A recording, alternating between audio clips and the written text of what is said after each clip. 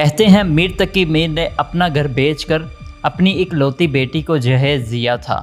شادی کے بعد بیٹی کو کسی نے بتایا کہ تمہارے باپ نے اپنا گھر اجاڑ کر تمہارا گھر بسایا ہے۔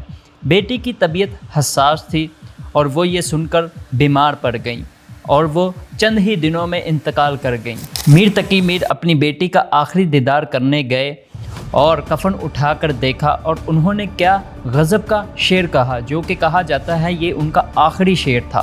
اب آیا ہے خیال اے آرام جاں اس نامرادی میں، کفن دینا بھولے تھے ہم اسباب شادی میں۔ جہیز کے خاتمے کی قرارداد پنجاب اسمبلی میں جمع کرا دی ہے۔ وفاقی حکومت نے جہیز پر پابندی لگانے کے لیے قانون سازی پر کام شروع کر دیا۔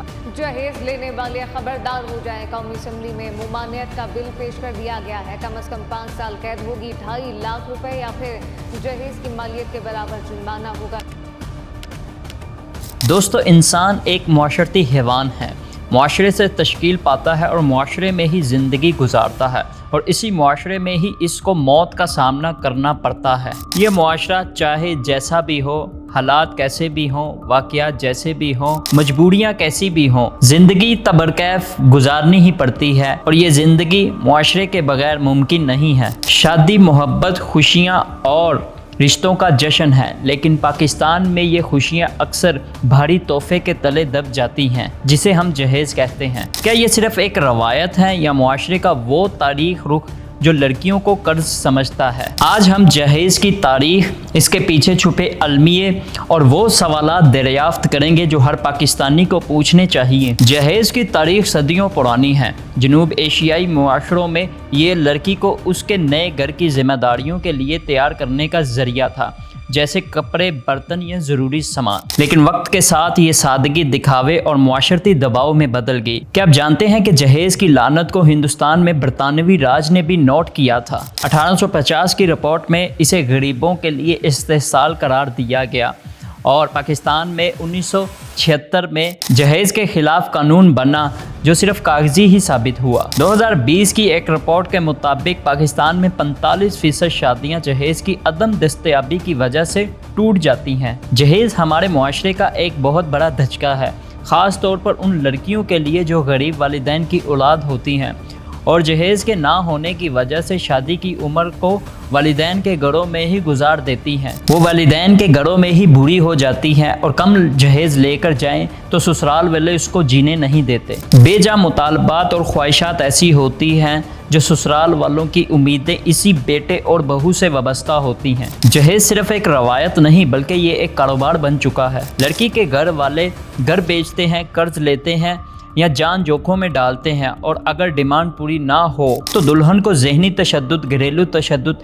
یا حتیٰ کہ جہیز نہ لانے کی صورت میں موت کا سامنا بھی کرنا پڑتا ہے۔ قصور کا ایک واقعہ ہے 2021 کا۔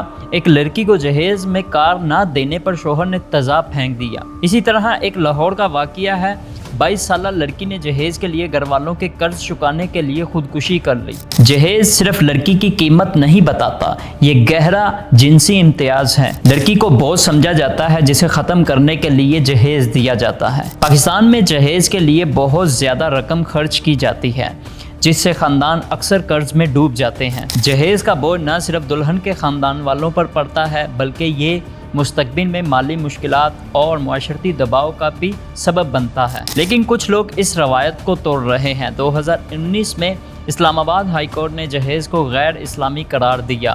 کچھ نوجوان جوڑے شادی کارڈ پر لکھتے ہیں کہ ہمیں جہیز نہیں چاہیے۔ اسی طرح not to dowry social media پر ٹرینڈ والی مہم بھی چل رہی ہے۔ سندھ کی ایک عظما جس نے بغیر جہیز کے شادی کر کے اپنے گاؤں میں ایک مثال قائم کی ہے۔ حکومت کو بھی چاہیے کہ جہیز کے نظام میں بہتری لائی جائے اور سخت قوانین بنائے جائیں اور اس قوانین کو امپلیمنٹ بھی کیا جائے تاکہ خاندانوں پر اضافی بوجھ نہ پڑے۔ در حقیقت یہ سب مسائل انسان کے اپنے ہی پیدا کردہ ہوتے ہیں جو انسان کی دل کی خواہشات سے جڑ کر دماغ کی نسوں پر حاوی ہو جاتے ہیں اور پھر زندگی ان کی خطرناکیوں کا شکار ہو جاتی ہے۔ جہیز کی لعنت ایک روایت نہیں، یہ ہماری سوچ کا امتحان بھی ہے۔ کیا ہم اپنی بیٹیوں بہنوں کو ایک پرس کی طرح سمجھیں گے یا ان کی تعلیم، عزت اور ان کے خوابوں کو ان کا اصل جوہر؟ فیصلہ آپ کے ہاتھ میں ہے۔ دوستو، اگر آپ جہیز کے خلاف ہیں تو اس ویڈیو کو شیئر کریں اور کمنٹ میں اپنی رائے کا لازمی اظہار کریں۔ یاد رکھیں تبدیلی ہمیشہ چھوٹے قدموں سے ہی آتی ہے۔